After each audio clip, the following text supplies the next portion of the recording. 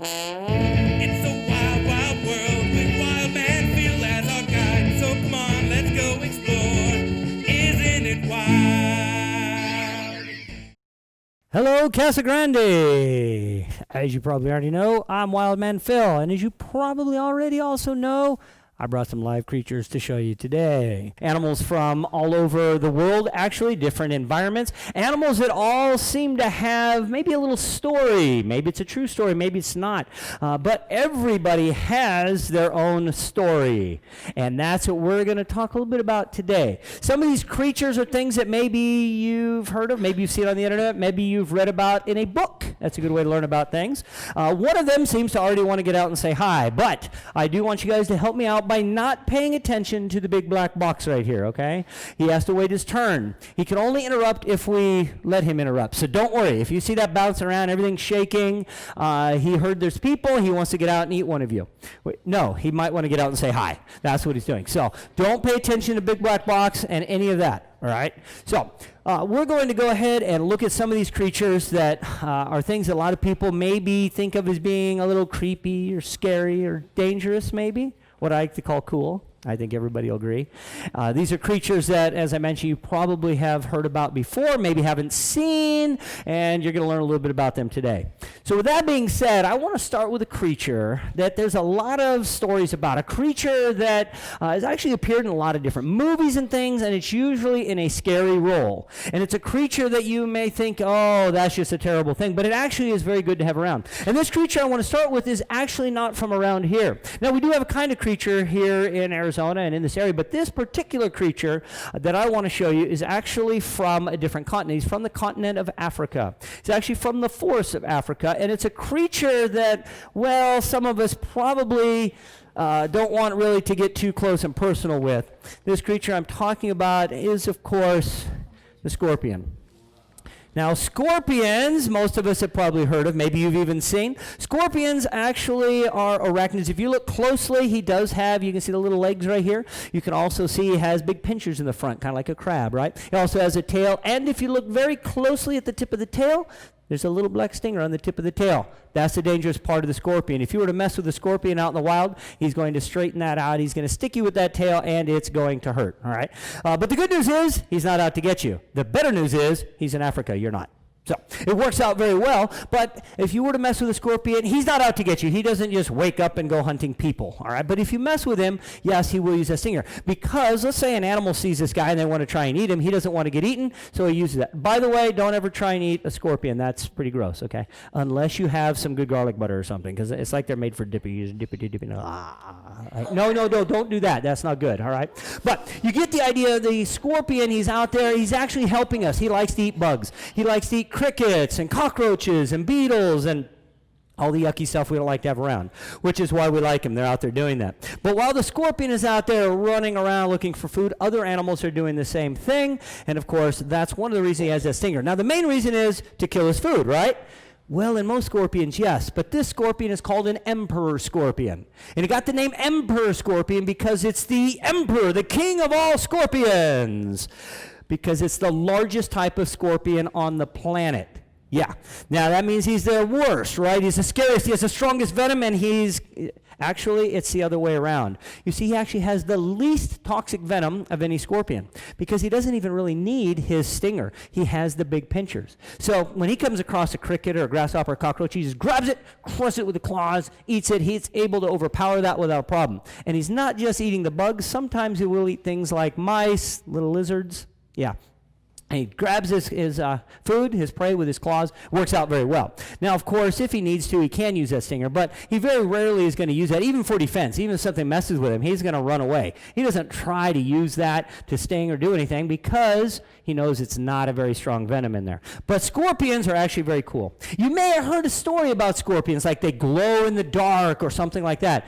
Well, as you may or may not know, scorpions kind of have a little superpower, if you will. You see, they can glow under ultraviolet light.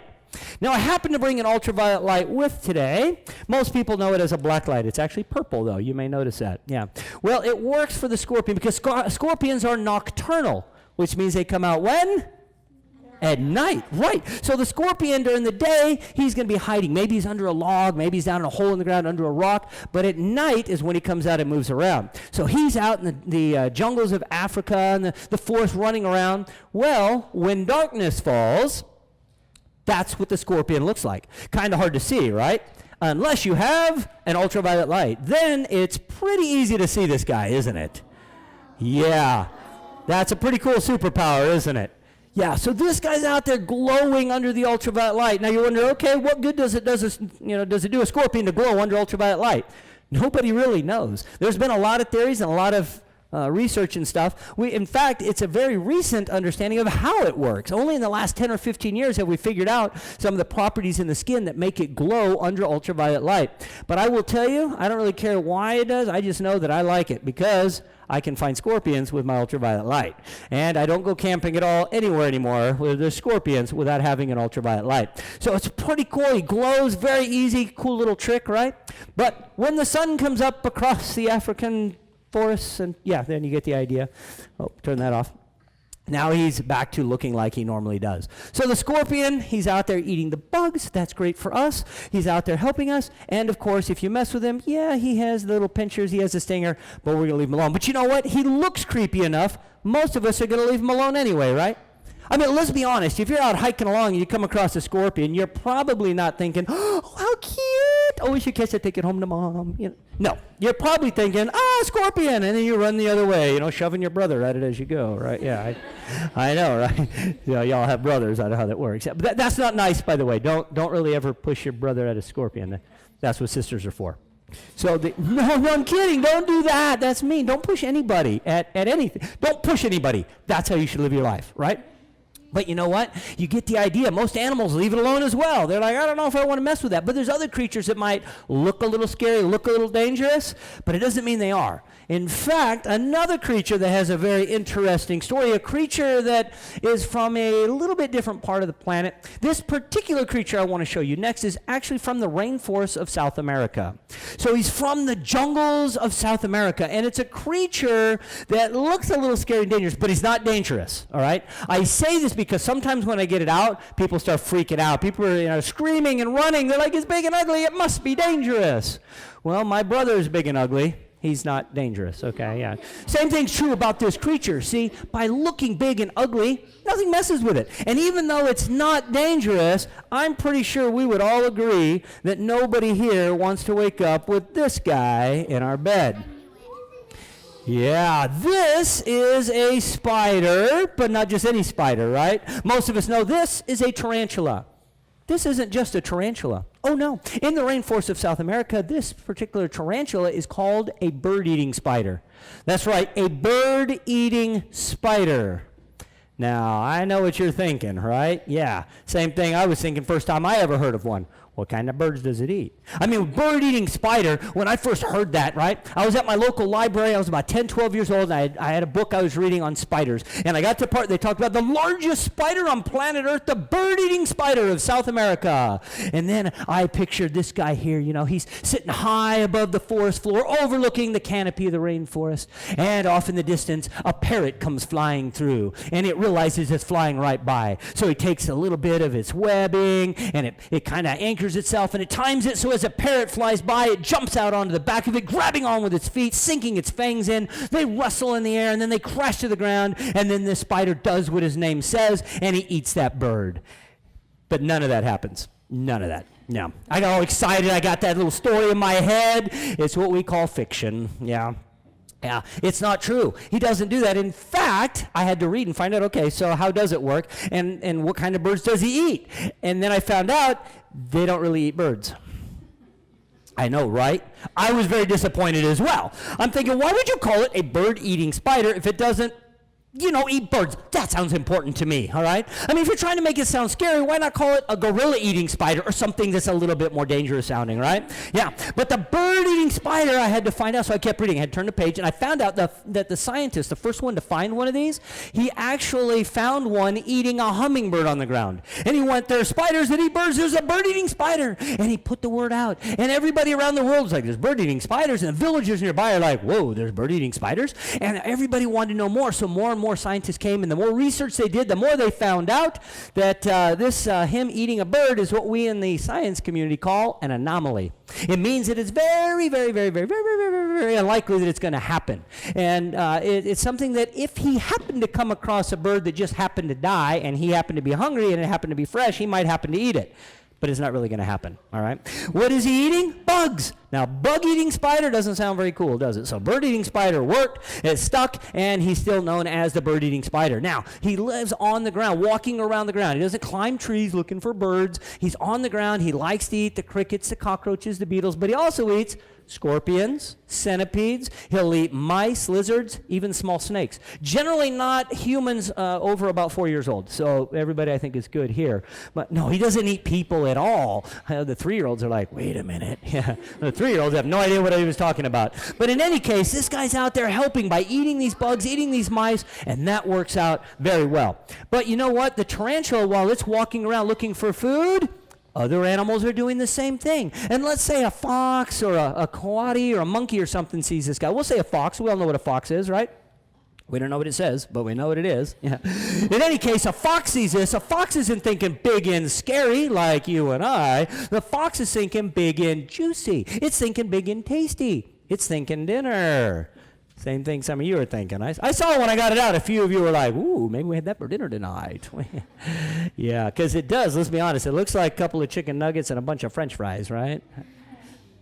See, a little honey mustard goes a long way. Yeah, yeah. By the way, I don't really think that I would eat that, but yeah, don't eat tarantulas. But animals do. So a fox sees this, he's thinking dinner, he's thinking nuggets and fries, he wants to eat this spider. Well, as he comes up to it to eat it, the tarantula doesn't think this is a grand idea, so the tarantula does what it can to protect itself. It does something very unexpected and very strange. It actually takes its back legs and it kicks some hair off of its backside.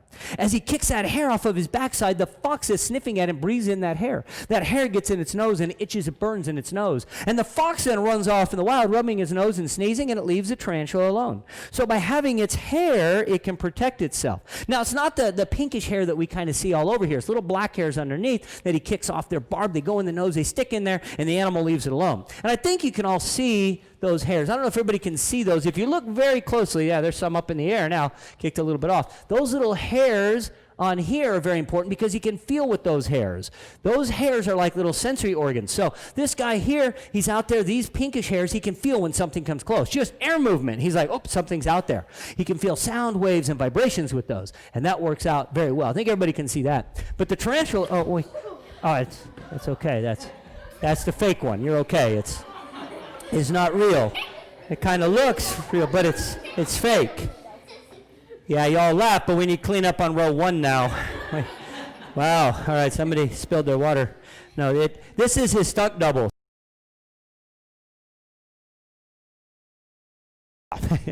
But the tarantula, I had to do that throw because everybody thinks it's a tarantula is going to jump at me and attack me. It's not really going to do that. In fact, if this tarantula was to jump off of my hand from here, when it hit the ground, it would probably break open and die.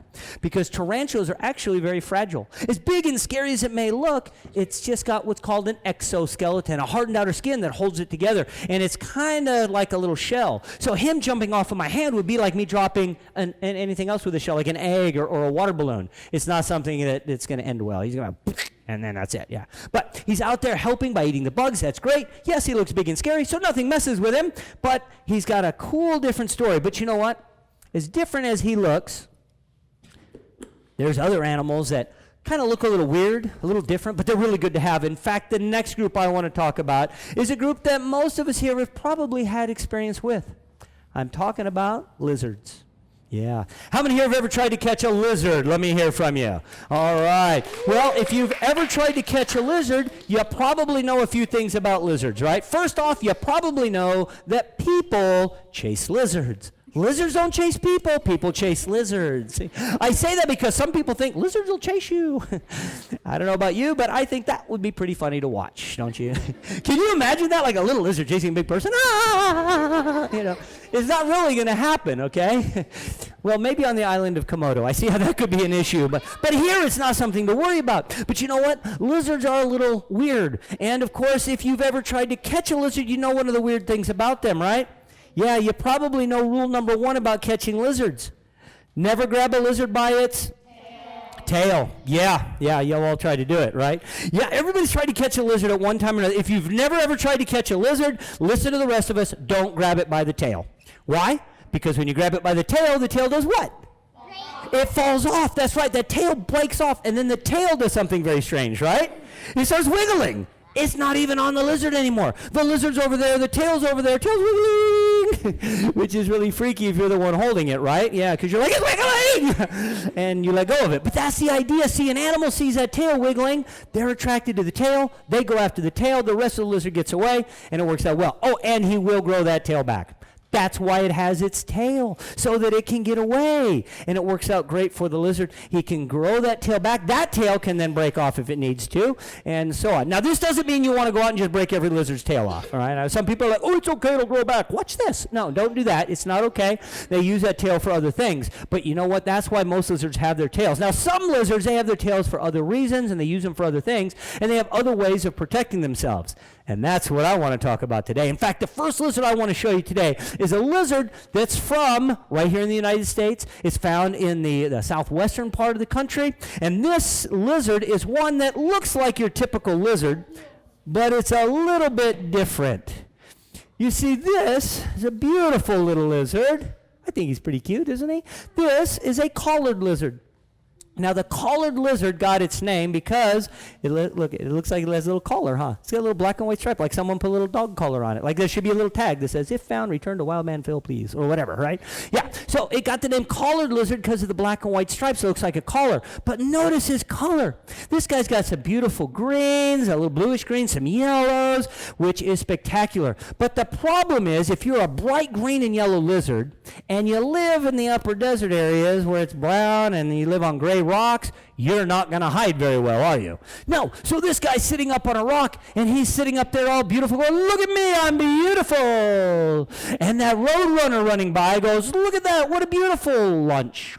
And he runs over to try and eat it. Well, what does a collared lizard do? Well, he could have his tail break off, but it's kind of hard to do with a collared lizard. His tail is a little bit more solid, and that's because he uses his speed. You see, what makes a collared lizard really cool is that he's super fast. One of the fastest lizards in the country. He runs so fast that when an animal's chasing after him and he's running, he runs on just his back legs. He's like a little dinosaur. He's like, he's going to eat me, going to run. You know, and as he's out there dooping across the ground, we'll do it slow motion for you. As he's dooding across the ground, his tail is keeping him so that he can run really fast. He's like a little T-Rex out there, like, and not only does he use that to run fast to get away from something trying to eat him, but he also uses that speed to catch his food. And that's why we like collared lizards. They like to eat things like grasshoppers and crickets and beetles. But I mentioned little T-Rex. He's like a little dinosaur. He also eats things like mice, other lizards, even snakes. In fact, this guy right here has eaten a snake this long before. I know you're wondering, wait a minute, how can this guy eat a snake like this? Because anything he can fit in his mouth, he can swallow. And look at that mouth. He's got a very big, no, let go, very big mouth there. Yeah, look, it'll take a whole finger. It's so big. Yeah, okay. It also has little tiny teeth and very strong muscles. And when he grabs onto a snake, it's like a big giant spaghetti noodle. He's like, spaghetti snake. And he swallows it down, and he has a lot of loose, stretchy skin. And that loose, stretchy skin allows it to fill up in there. And when he gets into there and fills up, then he can hold that whole snake in there. Then he can just relax for a few days while he digests his food. And it works out very well for him. So the collared lizard, very fast. He needs that tail to keep him from flipping over. If he didn't have the tail, if his tail broke off and he tried to run, that's a little different. He's like, he's going to eat me, I got to run. Flip. Oh, that didn't work. So by having his tail nice and solid, he can run fast, he can catch his food, and get away from whatever's trying to eat the beautiful collared lizard. So he's a nifty little lizard out there eating the bugs and the snakes and the mice and the other lizards. Yeah. But you know what? Not all lizards do that. Some lizards have other ways of protecting themselves. In fact, there's a lizard we have right here in Arizona that most of us have probably heard of but maybe never seen, because this lizard is a very secretive lizard. Yeah, it's kind of an interesting story, but he's one that spends most of his time underground. That's right. This lizard is one that you've probably heard of, probably never seen, but this lizard I'm talking about is this guy here. That's right. This is the Gila Monster. That's right, the Gila Monster. Doesn't that sound scary? Right? People are like, wait a minute, it's very beautiful. Why is it a monster? Right? Well, he got the name Monster because of the stories that were told about him. You see, the Gila Monster lives out here in the southwestern United States. So when the settlers first came over and they saw this lizard that nobody had seen anywhere else on the planet before, they started telling stories about it. They started telling monster stories. Stories like, if you're out traveling across the desert and you have to spend the night, yeah, you better be careful, because if your foot slips out of your bedroll, this creature will come out of the ground and bite your foot and kill you. Scary stuff. But it's just a story. It's not true. It's just a monster story. Stories like it can blow smoke out of its mouth. And if you breathe in that smoke, it gets in your lungs and it eats away your lungs and you die this painful, agonizing death. No, it's just a story, a monster story. Stories like if he's walking along and one drop of his saliva, his spit, hits the ground, everything within 10 feet automatically dies. Scary stuff, but it's just stories, monster stories. And that's where we got the name Gila Monster. Now, there is one little thing about it that kind of adds to that story of being a monster, and that's what makes him special. You see, the Gila Monster is one of only 2 lizards on the entire planet with a venom, an actual real venom. You see, he has venom glands in his bottom jaw. He has a bunch of very sharp teeth on his upper and lower jaw, and every one of those sharp teeth has a groove in it. And when this guy bites into something, the venom goes in through the grooves with the saliva into whatever he's biting, and if it's you he's biting, it's going to ruin your weekend. Yeah. But it's good news, it's not out to get you. And even better news, it's not going to kill you. Yeah. I know, it's going to be very painful. You don't want to get bit by one, but he's not out to get you. In fact, in all of history, there's only one human that actually thought to have died from a Gila Monster bite. And that actually took place way back in like the 1930s and so on. But it's also a little bit more to the story. But this guy's not out to get you. He's a very slow creature. In fact, this guy walking along would be about like this. And then if you scare him, he sprints as fast as he can, about like this. And then he has to stop and rest, because that's a lot of energy for him to expend. He's a very lazy lizard. So the Gila Monster is very, very slow, but very beautiful, right? And look at it. It looks like he's made out of beads, doesn't he? Some people, it looks like he's made out of little beads. Well, he does look like that, and he does feel like that. And so maybe you get lucky, and you're out there hiking around. You see a Gila Monster slowly walking along. You might be thinking, oh, I wonder what it feels like. And so you want to touch it, but you know not to touch it here, because of the bitey thing. We covered that, right? Yeah. So you don't touch him here, so maybe you see me go, I want to touch him, so you touch the other end. We just touch him on the tip of the tail, and bam, his head is right there. It's that fast. You don't even know it's going to happen. And now you have a Gila Monster stuck to your hand, because when a Gila Monster bites, it bites and it holds on. Very, very strong muscles here. He bites on tight and he doesn't let go. And then you end up having to go to the hospital, and you're in all kinds of pain. And the people at the hospital are trying not to laugh at you, but they know the only way you got bit was trying to touch a Gila Monster. They'll even ask you, be like, didn't you know not to touch a Gila Monster? And you're going to have to say what? Yeah, that Wildman Phil guy said not to, but here I am looking silly. Yeah. So you get the idea. If you see one, leave it alone. Get a nice picture, because you'll probably never see another one. Very few people get to see a live Gila Monster out in the wild, but they're out there helping, and I think looking very pretty as they're doing it. By the way, the Gila Monster, he likes to eat things like mice, and he likes to eat eggs and mice and eggs and mice and eggs, and that's pretty much it. Yeah, not a very varied diet, right? He's the guy that shows up at the same restaurant every morning, and they already know he's gonna want the mouse omelet. That's what he gets every single day, right? But he's actually not very, but he can go down a hole, he can trap the mouse that lives in there and eat that mouse, or he'll raid nests. He climbs sometimes up in the trees, but usually he's gonna eat eggs from birds that make their nests on the ground.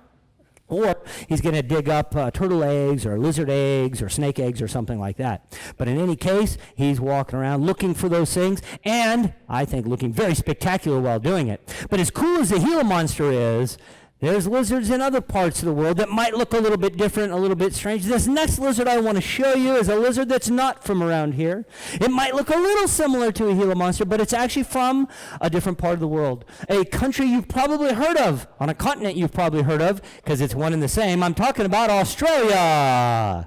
Yeah, you've heard of Australia, right? Well, this lizard is from Australia, and this lizard likes to live in the forested areas, and he looks a little bit different. Yeah, this is a skink. That's a funny word, isn't it? Skink. It sounds like I tried to say the skunk stinks, and I said the skinky. You know, like I mixed it all up, right? Well, this particular type of lizard is called a skink. We have skinks here in the United States, even in Arizona. They don't get this big, all right? This is Australian for skink. Yeah, this is one of the largest skinks on the planet. And this particular type of skink is called a blue-tongued skink. And it got its name because it has a blue tongue. Blue tongue, wait. That was way late. Hold on just a second. Let me have a little talk with him. We have to chat about it. Remember we talked before show? I say blue tongue. You stick the tongue out, right? Blue tongue. Like that. Yes, like that. Yeah, that's your cue. Blue tongue. Tongue. Yes. Okay. All right. We're back. Introduction of the blue tongue skink. Take 2. He's called a blue tongue skink. Here comes your cue. Because, you're early. Because he has, you ready? A blue tongue. That was way late. Yeah. You have no idea how close you are to being fired, do you? Yes. Remember, your contract specifically says cues are to be taken seriously. Blue tongue, blue tongue. Yes, like that. Okay, wait. Here we go. One more time. Introduction of the blue tongue skink. Take 3. So the blue tongue skink got its name because. Yes. I know. I said blue tongue because I said blue tongue. Yes, I know. You got it. Because he has, here we go, a blue tongue. He says, no way, I'm not going to do that. Okay. Well, I think we all got to see the blue tongue. Yes, the blue tongue. He got to call him the blue tongue skink. Thank you. He got the name because of the blue tongue. By the way, he uses that tongue to find his food and find his way around. He likes to walk around the forests of Australia licking the ground, and as he licks the ground, he can taste what's been there. He might taste a bug. Oh, I bet there's some good bugs here, and he'll dig up those bugs. Oh, those are tasty grubs. Or maybe he'll taste a berry and go, oh, these are some good berries, and then he'll eat the berries. You see, he's an omnivore. That means he eats both plants and animals. It means he's not very picky, all right? Yeah. And you'll notice that being a skink, he has a long body but very short legs, right? I know, like the collared lizard, like T-Rex, you know, the little legs can't do anything. The poor skink, he has 4 legs that aren't very big. He doesn't even have the 2 back ones. So he's not very fast. So what does he do if something tries to eat him? Well, first off, he blends in. Look at his color. He looks like the leaves on the floor of the forest, right? So he looks like he's, you know, if he's sitting in some leaves on the ground in the forest, he's going to blend in very well. But if an animal comes along and does see him, they're probably thinking the same thing you're thinking. Yeah, burrito with 4 legs. Come on, I know you guys are thinking that. I look at that, I'm thinking burrito. Yeah, I think blue tongue burrito would have been a much better name, but that's probably why they don't let me name animals anymore. He looks like you put a little bit of sour cream and some guacamole. He's like, wait. Oh, and then there's a blue tongue, yeah. In any case, let's say, we'll say a dingo sees this guy. We all know what a dingo is, right? You don't know what a dingo is. Okay, you dingo, like, okay, you guys growing up, you didn't sing the little song, you know? There was a farmer, had a dog, and Dingo was his name. Oh, oh, no, wait, that's Bingo. And then is it the farmer whose name is Bingo, or is it a dog named Bingo? I'm very confused. But it's very easy in Australia because the dingo is a dog. It's like an Australian coyote, okay? So a dingo, he sees this little walking burrito, and he's thinking dinner. He wants to eat it. So what does he do? Well, the blue-tongued skink can't run fast because he has little legs. He can't jump. He can't fly. He can't climb very well. He can't shoot fire out of his mouth or anything cool like that. So what does he do? He uses his blue tongue. Yeah, getting closer. But he doesn't go, because that doesn't work with dingoes. No, he opens his mouth and he hisses and he sticks his tongue out, and then he makes it all wrinkly up and down-wise. It is the weirdest thing ever when he does it. He goes, his tongue is all wrinkly. It kind of looks like his head exploded inside out. It's really weird. And I don't know why it works, but it does. Apparently, dingoes don't like animals with inside-out heads. That's the only thing I can figure. Because when a dingo sees that guy go, and his head turns inside out, he's like, oh, I thought it was a burrito. It's an inside-head kind of loser. I don't know. But in any case, he ends up leaving it alone, and it works out well. He probably just runs off laughing, let's be honest, right? But it works well for the blue-tongued skink because he can use, one more time, his blue tongue. That was very late. Yeah, okay. But you know what? As cool as a blue-tongued skink is, we'll put you back in. He looks kind of like a snake with legs, doesn't he? But did you know there's other animals that are very similar, very cool, very crazy? In fact, I brought another animal to show you today that's a little bit different. You see, this next creature I want to show you is not a bug like the scorpion or the tarantula. It's not a reptile like the lizards. Oh no, this next creature is a mammal, like a puppy or a kitten or a bunny or a Tasmanian devil or a bat. But in any case, this creature I want to show you is a creature that's also not from around here. He's from yet another continent, one you've probably heard of. That's right, this next creature I want to show you is from the continent of Europe. You should be excited. I know everybody's like, why do we care that it's from Europe? Because let's be honest, no good show is complete without a European in it. Yeah. Right? Am I right? Because they have the best accents. Yes. In any case, this creature I want to show you is from the rolling hills of Europe, where there's lots of trees and shrubbery. And this particular creature is a mammal, and he's a little special. You see, this creature is one that, well, it's kind of like a little transformer. And I brought it with today because I'm hoping there's some girls watching. You see, this next creature is cute. Now, I know what you're thinking right now. You know, the boys are like, oh, change the channel. Let's fast forward through this part. And I know the boys are thinking, wait a minute, I thought you were Wildman Phil, not Mildman Phil. I know. I am Wildman Phil. I have a reputation to uphold. I'm supposed to bring crazy wild creatures, not cute mild creatures. But alas, boys, don't turn away yet, because I am still Wildman Phil. And if I'm going to bring something cute, it's going to be cool as well. In fact, I think everyone will enjoy this creature. Now, I do have to wake it up because this creature is nocturnal, which means it comes out when? At night, that's right. So let me wake it up and make sure we're ready to come out. Hey, wake up. Seriously, wake up. There's people out here. Yeah, come out and say hi. Yeah, no, not the paparazzi. Actual, real people that want to see you. Yeah, come on out. All right, I think we'll get the cute version here. Oh, yes. Yes, we have. You got a little pillow there on your little pillow fuzz going there. Oh, is this so cute? Look at that. This is the cute little hedgehog. And of course, if you look closely, you can see the cute little hedgehoggy face with the cute little hedgehoggy eyes and the cute little hedgehoggy ears and the cute little hedgehoggy whiskers.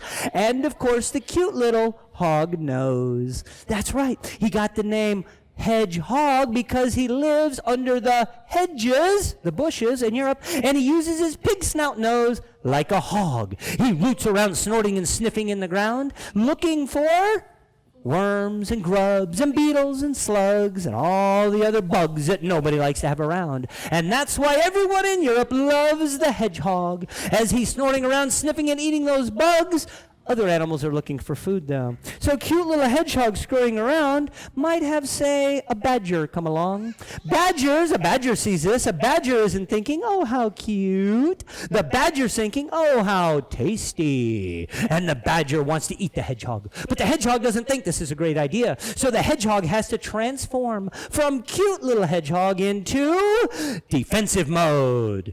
You want to see him do defensive mode today? All right, we'll see if we can get cute little hedgehog. I got to make him think there's a badger in the area. Oh, there's a badger right over there. There's a badger coming. It's right behind you.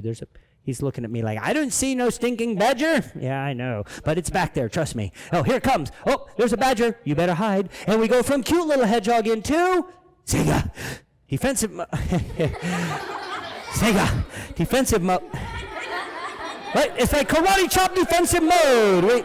Karate chop. I'll take that badger on. Bring on that badger. Chop, chop, chop. Okay. That's not how it's supposed to work, buddy. You ready? Defensive mode where yeah, here's the thing.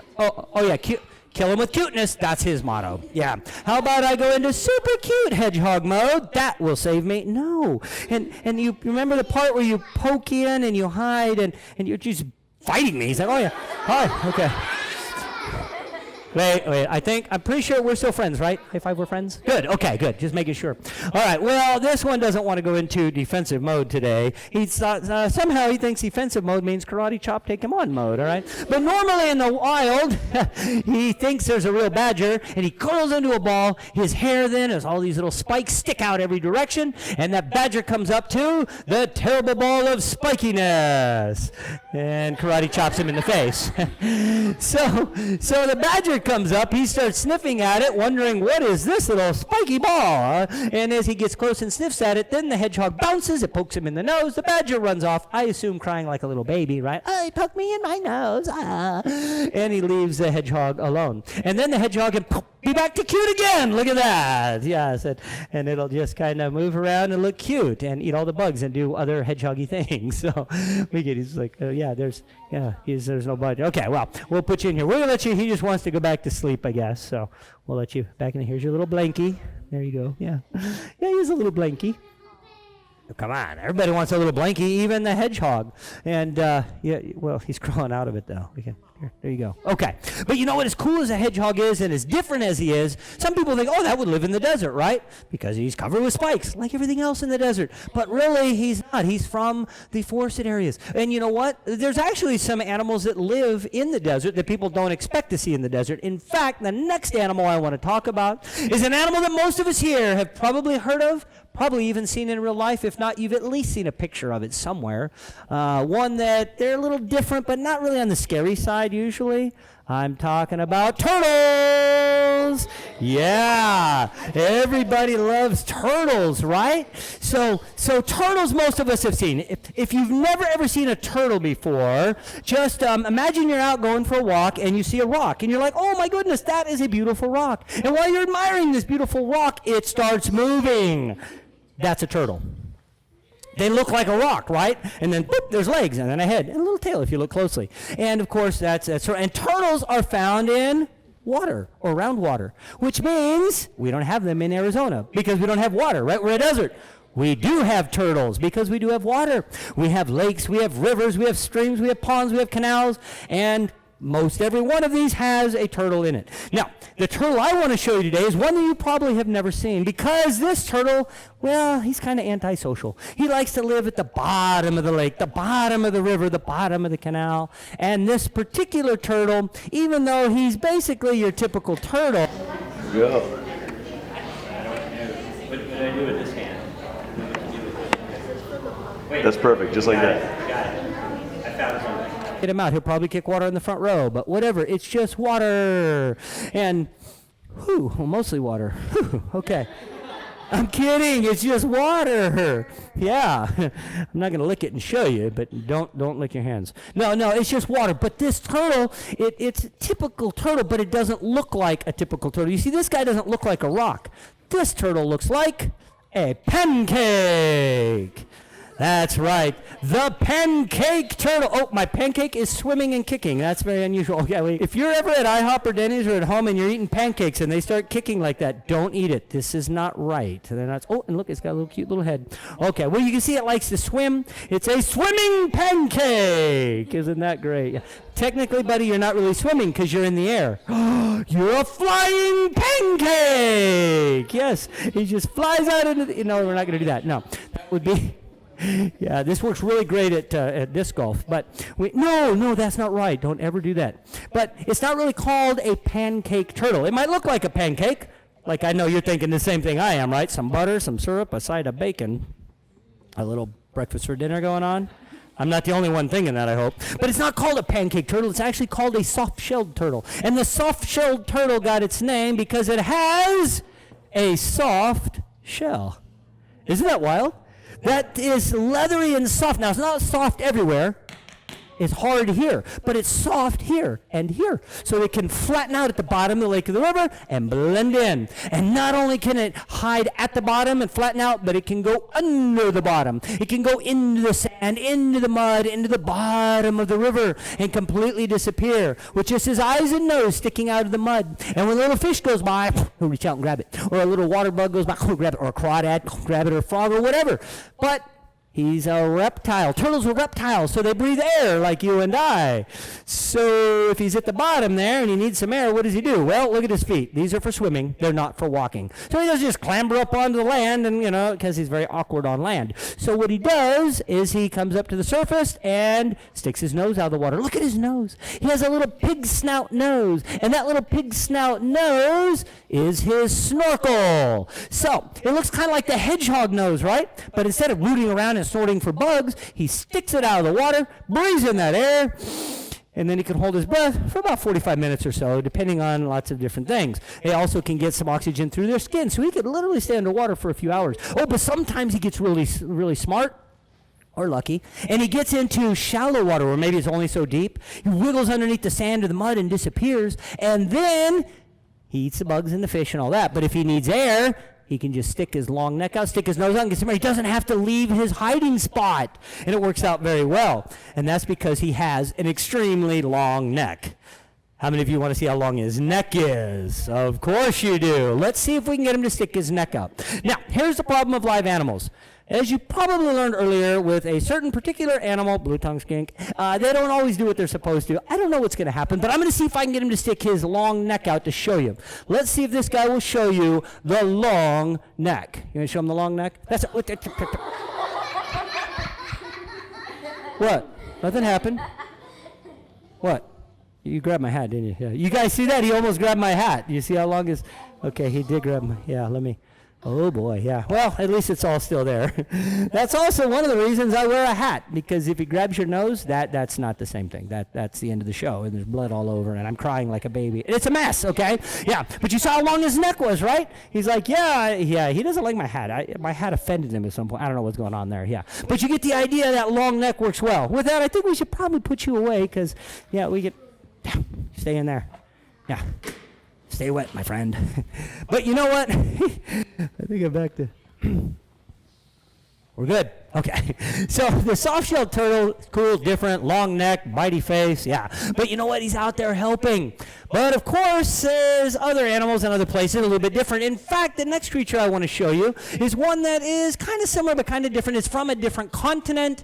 This next creature I want to show you is actually from the deserts, but not here in Arizona. He's from the deserts of Africa, from the savannas of Africa, places where you would find elephants and giraffes and warthogs.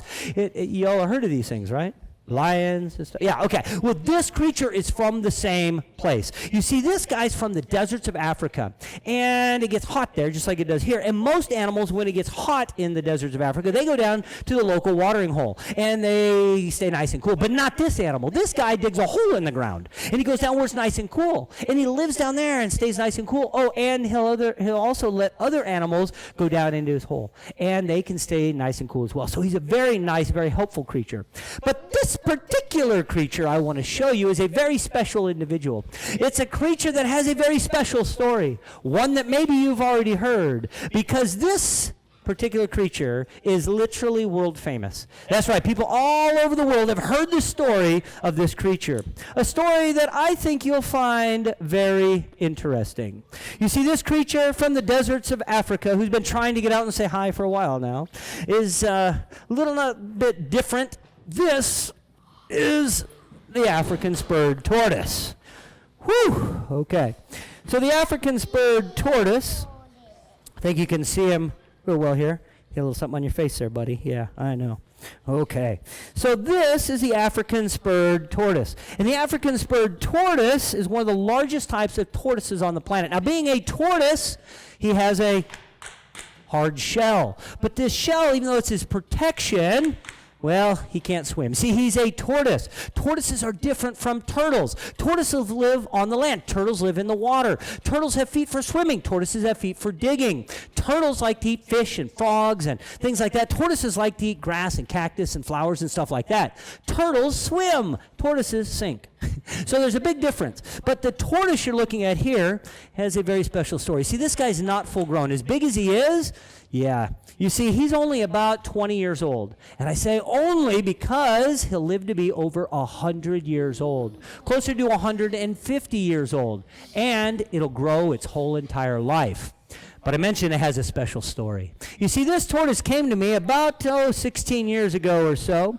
I got it from somebody I never met. Somebody who knows that I like animals and I like to help him out dropped him off. You see, I came home one day, and on my front porch there was a box. And inside the box were two baby African spurred tortoises. Cute little guys. They're both about this big, about maybe 4 or 5 years old. And I got the first one out. It was cool. I put it out in the yard with the other tortoises, and they got along great.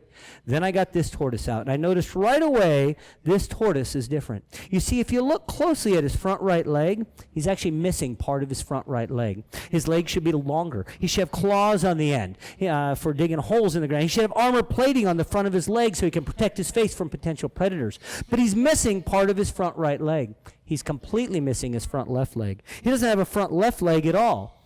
And he wasn't born this way. Something happened to him when he was younger. But I never got the story. It could have been that maybe he got hit by a car. Maybe he got attacked by a dog. Maybe he got hit by a lawnmower. Maybe Shredder mistook him for a Ninja Turtle and attacked him with a sword. I don't know. But whatever happened to him, he's missing 1.5 legs. So I put him out in the yard with my other tortoises, and I watched him, and I named him Stumpy, because he has a stumpy leg, and I'm not real original with names. I'm also not allowed to name any of our animals anymore because of this. But I named him Stumpy, and I watched Stumpy, and he would kind of clunk around, inching around, trying to hang out with the other tortoises, and I felt bad for Stumpy. I mean, he did all right, but I thought, you know what, maybe I should help him, because that's what we're supposed to do, right? We're supposed to help one another. Yeah, I read that in a book once. It's a good thing. So I decided to help Stumpy out. I started to work with my neighbor, and it took us about a year, but we were finally able to help him out. In fact, now Stumpy the tortoise gets around very well, because now Stumpy the tortoise has a wheel. That's right. It's not every day you see a tortoise with a wheel, is it? But it's not every day you see a tortoise that needs a wheel. But without his leg, well, he couldn't get around very well. In fact, the first year that we had Stumpy the tortoise, he didn't grow really. He didn't get sick or anything, but he didn't get any bigger. Then we gave him his first wheel, and he doubled in size the next year. Now, this is not the original wheel. His original wheel was a little red razor scooter wheel. He was a little guy. It was red. It was sporty. He was young. It worked out well. But as he grew, we tried extension. That didn't work. We found out that the bigger he gets, the bigger the wheel needs to be. So his wheel is attached to his shell with a metal frame that has an adhesive, basically a glue, if you will, that holds that on there. And it's made so that as he grows, it breaks off. So it doesn't hinder his growth. And about every 2 years or so now, we have to build a new frame and all that. Well, he gets a new wheel about every year, year and a half, because he actually wears his wheels out. In fact, I think this one's only rated at like 30,000 miles. I don't really know. But in any case, he's out there looking pretty cool. He's had a few wheels over the years. He used to have a white wall tire with a silver spoke rim for a while. He's had different looks. But it works out well for him because now he gets around very, very well. But he still can't live in a hole in the ground. So what does he do? Well, I had to build a special tortoise hut for him. That's right. He lives in a special tortoise hut. He has a heater in there. He has an air conditioner in there. Yeah. He's been asking for a big screen TV for a while, but I'm like, dude, you're a tortoise. Why do you need it? He says it's for his Wii, so I guess that makes sense, right? What? He likes to play Mario Kart. You get it, Mario Kart, the little turtles, and the wheels on the cars? Anyway, he's different, he's cool, he's not your typical tortoise, that's for sure. But as I said, he is very, very famous. In fact, he has more friends on Facebook, I think, than I do. I don't know. But you get in there? All right, we'll put you back in here. He thinks he's back in his little hole in the ground now. He's living the good life, right? All right. Well, Stumpy the tortoise is cool and different. He's not your typical tortoise, though, with the wheel and all. But you know what? There's other animals that might be a little different, a little weird. In fact, the next creature I want to talk about and I want to show you is one that just saying the name is enough for most people to get a little excited. That's right, I'm talking about snakes. See, some of you are like, yay, some of you are like, why? I like that. See, I say snakes and everybody gets excited in different ways. Some people are like, yes, snakes. Some of you are like, why, snakes? Yeah, some of you are like hovering the mouse to click to something else, right? I know. But here's the thing. Snakes are very good to have because snakes like to eat rodents. And, of course, that's great for us. If you've ever had a mouse in your house, you know that's not good, right? Because snakes, mice do what? Oh, mice like to chew things up. They make messes. They go to the bathroom. They spread disease. But that's why we like snakes. They get rid of the mice. And, of course, the downside is that some snakes are dangerous to people. And I get that. We don't like things that are dangerous to us. But good news, we're in Arizona. And the nice thing about being in Arizona is we have 50 different kinds of snakes. And out of 50 different kinds of snakes, only one kind is dangerous to people. And that one lets you know when it's around. It shakes its tail. So they, buddy, I'm dangerous. So rattlesnakes, right?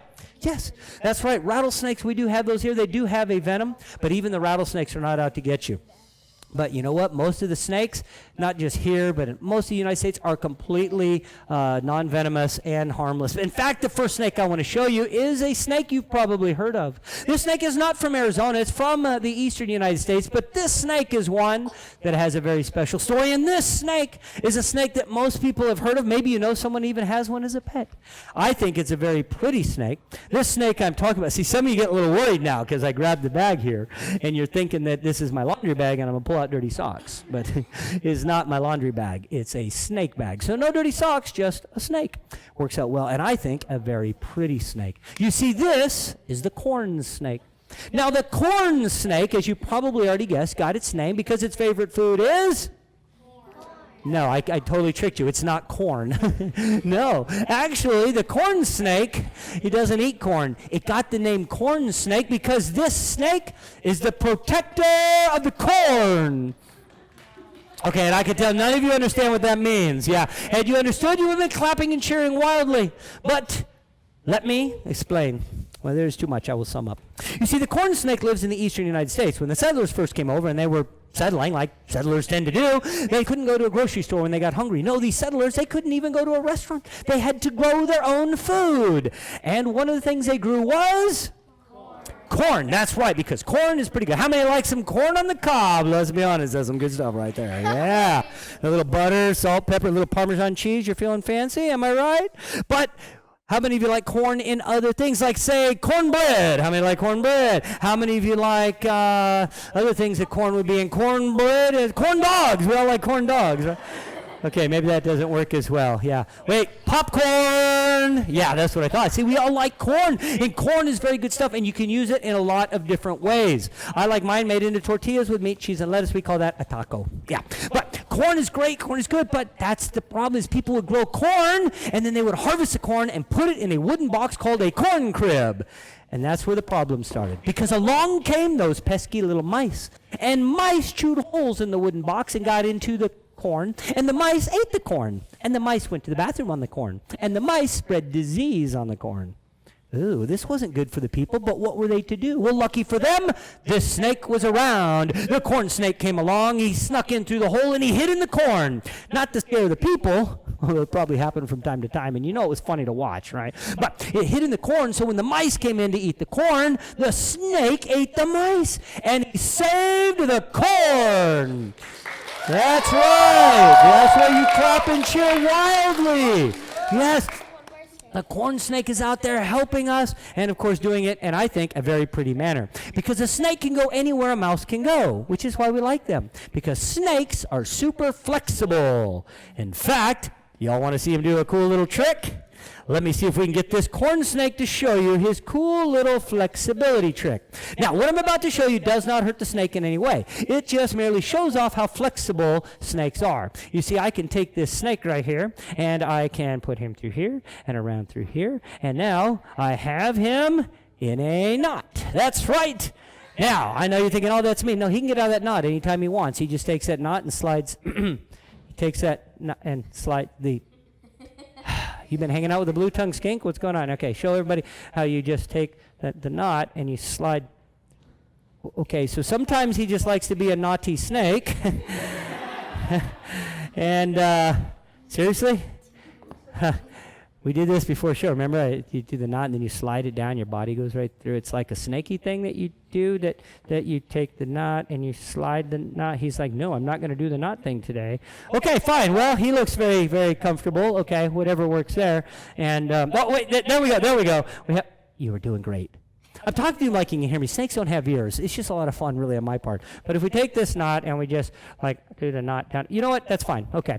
We'll do it more as a, maybe a magic trick later or something. All right, so we put him in the magic bag, and then, whoop, what knot? Oh, come on. That was actually incredible. I'm actually amazed. He doesn't ever do that. Oh, well, I tell you what. Yeah, your time is basically up there. So he... Okay, he likes me to show you that you can accessorize with a corn snake. And if you do it right, you can actually do it as not only a bracelet, as you saw earlier, you can do it as a necktie. But the problem is you always look windblown. It's really not that good. But, all right, good then? All right, we'll put you back in there. Stay. like you can hear me. In any case, the corn snake is a very cool snake, a very nice snake. But you know what? There's other snakes in other places that look a little bit different. In fact, some snakes actually have a story that they like to tell you that, well, may or may not actually be true. You see, if you're an actor, sometimes you can live a little longer. Yeah, at least with animals. And so the next snake I want to show you is a snake that a lot of people have not heard of. Maybe you have, but it has a very interesting way of protecting itself. This snake that I'm talking about is, that's the fake one. Sorry, that's the fake snake. Well, anyway, we'll put that. If you ever get a pet snake, start with that one, because if you forget to feed it, it's okay. And it won't get out, and you won't get in trouble and grounded. But I did bring a snake to show you that looks a little bit different. It's a little bit smaller, but has a very interesting story. You see, this is a hognose snake. And the hognose snake got its name because it has a hog nose. If you look very closely right there, you can see it looks kind of like a little hedgehog face. And the hognose snake, he looks like, maybe a little dangerous snake, like a rattlesnake. If you don't see the tail, I don't know. It blends in pretty well. But the hognose snake likes to eat toads. Some of them will eat mice and lizards, but they're out there helping. But once again, other animals might think of this and think of dinner. And they might try to eat the hognose snake, and that's when you find out he has a story to try and share with you. You see, this guy is an actor. First thing he wants to do is he wants to look as dangerous as a snake can, right? So he'll usually coil up. He'll get himself back. He'll start hissing. Kind of sounds like a rattlesnake a little bit. And if the animal or the person gets too close, he'll actually strike at him. But he doesn't open his mouth and bite. He doesn't have any venom. It's not going to do him any good. But he has that nose that's kind of hard, and he'll bunk him with the nose. So he's like, leave me alone or I'll bunk you with my nose. That doesn't always work, as you can well imagine. If that doesn't work, he might go to plan B. And that is, look like a cobra. I mean, who wouldn't be afraid of that, right? Yeah, so he flattens his neck out, he gets himself up, he looks as big and scary as possible. And if that doesn't work, then he goes to another little plan. You see, the hognose snake then starts writhing around like something happened to him, rolls over on his back, sticks out his tongue, and plays dead. Yeah. Oh, he also goes to the bathroom all over when he's doing that. So he not only looks dead, he smells dead. Yeah. So an animal is now thinking, whoa, wait a minute, what happened? This thing looked really dangerous. I thought I could take him, but now he's dead. I don't know that I want to eat something dead. And they leave him alone. And once you find him like that and you flip him over, you're like, I wonder what happened. You flip him back over on his belly, he goes, oh, no, I'm dead. And he plays dead again. If you flip him over, he'll do it again. He's like, come on, guys, do you not see? I'm dead. Yeah. In any case, he ends up by acting dead as the final act of his play. Animals generally end up leaving him alone. Sometimes it doesn't work and they eat him anyway. But hey, he gave everything he had, right? Yeah. But he's out there looking cool, eating mostly toads, which of course, some people are like, oh, I don't like things that eat toads. But they will eat mice and lizards. But he's out there looking really cool, I think, with his cute little hog nose. But you see, that whole act sometimes works. You see, if you can act big and scary, act dangerous, animals will usually leave you alone. In fact, I do have one last animal that I want to show you. An animal that has learned how to act very well. You see, this snake, well, he wasn't really showing you because he's used to being around people. He knows I'm not going to try and eat him. But this last animal I want to show you, he likes to act big and scary. This creature that I want to show you next is one that's not from around here. This last animal I want to show you is actually from the southeastern United States. He's from a little bit different environment, kind of the same place you might find a corn snake. A place where there's a little bit more water, a little bit more greenery. It's very humid. It rains quite more than it does here in the desert. But this particular creature has learned that if you can act big and scary, things leave you alone. And I say all this because as I get ready to get him out, if we're all very quiet, we might be able to hear him give me an attitude. You see, this creature right now likes to be napping. Now, I'm going to be honest, I hope he's awake right now, but I'm probably going to have to wake him up. And when I do, it usually gives me a little attitude. And if you're quiet, you'll be able to hear if I get an attitude. And you'll understand how this guy sounds scary and that you'd want to leave him alone. Now, I hope we don't have to worry about any of that. I hope that we're good because I thought we were friends. We've worked very hard on our relationship, all right? But let's see what we have today. So this creature, let me see if he's awake. Of course he's asleep. Okay, we'll probably get some attitude. Let's see what we have here. Hey, wake up. There's people. Hey, wake up. Hey. Did y'all hear that? Yeah. Well, good news, he's awake. Oh, goodness. Okay. Well, it's kind of funny because you heard that noise, right? And let's be honest. Let's say you're out hiking with this guy. Let's say we're in the grasslands of Louisiana, and you're walking along on a little hike, and suddenly you hear that noise coming from somewhere in the grass, but you can't see what's there. You're probably not thinking, oh, I wonder what that is. Let's go see. No. You're probably going, hey, look at the time. It's time for me to go that way, right? Let's say you're going deep into a cave, and from deeper in the cave, you hear that noise. You're not thinking, hey, you know what? This is great. Let's keep going. You're probably going, caves, I'm done, right? Because this creature sounds scary. It's enough that most things will leave it alone. Now, it's kind of funny to me because he does that when I first wake him up. But, of course, then we're really good after that. It's just a little scare when he... Okay, or maybe we still have an attitude. Yeah. You know what I'm thinking? I'm thinking you guys probably don't really want to see this guy anyway. And hold on a second here. We have, side note, we have to have a talk too. This is the live animal thing, right? We're like, look, remember you like to be in that cage. You don't want to get out and go around and eat the children. Okay, yes, okay, yeah, thanks. Okay, no, stay in there. Yeah. That's what happens. You put something in with a blue-tongued skink. Bad influences. Pick good friends. That's what everyone should get out of this today. Yes, don't hang out with skinks. But this animal, it's really funny because this guy likes to act big and scary. And as funny as it is, it's funny to me because he likes to act big and scary. And that works out well. But I happen to know that even though, oh, yeah. See, he likes to act big and scary, but I happen to know that even though he likes to act big and scary, in reality, he's kind of big and scary. Yeah. You see this, how you doing, buddy? This is an American alligator. And yeah, he is kind of on the scary side. But imagine you're walking along and you hear him, you don't get to find out what he looks like, and your day is better. Yeah. Now, the American alligator lives in and around water, right? Most people know that. He's a great swimmer. Look at his feet. He has webbed feet for swimming, works out well. But you know what? You want to take over and talk? I'll just sit here. You can tell him everything you want. Is that good? He said, yeah, we're done with that part. Okay. Yeah. Anyway, he likes to paddle with his feet, but most of his swimming is done with his tail. That nice big tail, he just paddles in the water, and it works out very well. Oh, and, of course, living in the water, I don't know how many of you guys like to go swimming. I like to go swimming, but I don't like to get water in my ears. I don't know about you guys, all right? But alligators don't have to worry about it. They do have ears. A lot of people go, oh, yeah, they don't have ears. No, he does have ears. If you look very closely, he has ears right here. But he has a flap of skin that seals it so that the water can't get in. And that works out very well. Now, he also can close his nostrils and doesn't let water in there. Oh, and I don't know about you, but when I swim, I like to wear goggles, because I don't like getting water in my eyes. Alligators are the same way. And this guy has some goggles. They're really cool goggles I made for him. They're kind of blue with a little red. No, he has built-in goggles. In fact, if you watch closely, you might see him use his goggles. See, he has a clear membrane that's an eyelid that goes from the front to the back of his eyes. Now, he has regular eyelids like you and I, and I'll show you that in a minute. He'll close his eye, and then when he opens, you'll see his goggles shoot forward real quick. Let's see if he'll show you that. You ready? Show him close the eye.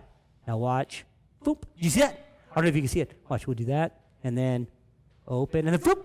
That little clear eyelid, that's his goggles. So he can now swim underwater, close the goggles, and see where he's going, which is very important if you're swimming through the water. But, of course, all those things are great, but nobody really cares. Let's be honest. What everybody knows about the alligator is that alligators have a very big mouth.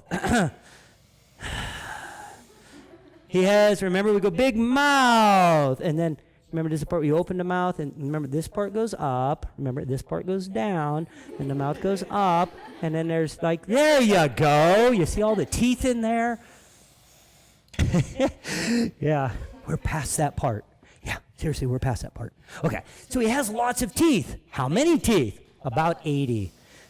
Am I right? 82 today? What? Okay. He has about 80 sharp teeth. I say about 80 because alligators are always losing their teeth and always growing new teeth in. They'll go through over 3,000 teeth in their life. So at any given time, he has about 80 teeth. And those teeth are in the mouth with the third strongest bite of any animal on the planet. That's right. Only 2 animals can bite harder than an American alligator. I know you're wondering what they are, right? Well, do a little research, find out. No, I'm kidding. I'll tell you. Yeah. See, second place goes to his cousin, the Nile Crocodile, which is from Africa. And it has the second strongest bite of any animal on the planet. But the animal with the strongest bite of any animal on the planet is the Chihuahua. No, that's not. No, that's the animal with the most annoying sound of any animal on the planet.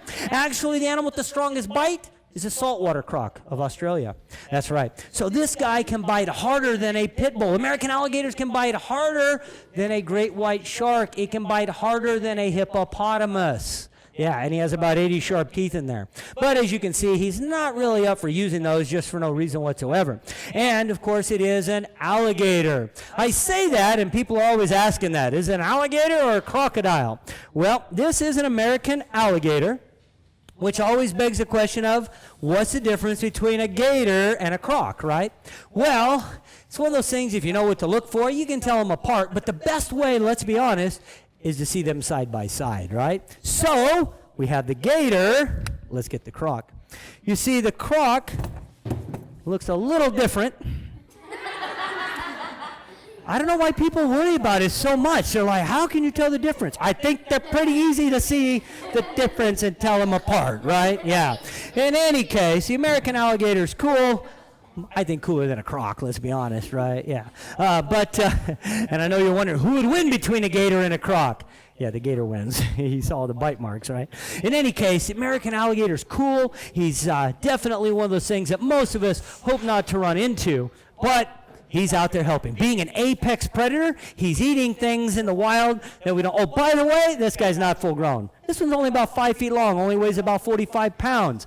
He'll get to be, being a male, he'll get to be over 12 feet long and weigh, over 800 pounds. That's a pretty big animal. Now, at this size in the wild, he would eat things like fish and frogs and birds and turtles and things like, mice and rats. But when he gets to be 12 feet long, he'll eat bigger things, like bigger fish and bigger turtles and bigger snakes. But also things like, opossums, raccoons, even deer. Yeah, of course, that's a pretty good predator, a pretty good thing to have around. And his job is to make sure everything stays nice and balanced in the riparian areas, in the waterways. But as cool as the alligator is, as mean as he might look, and as bad of a reputation as he might have, yeah, most of that is a big act. And that, of course, makes it to where he can have a very, very different story. Now, the American alligator is cool. He's out there helping, but all the animals are out there helping us.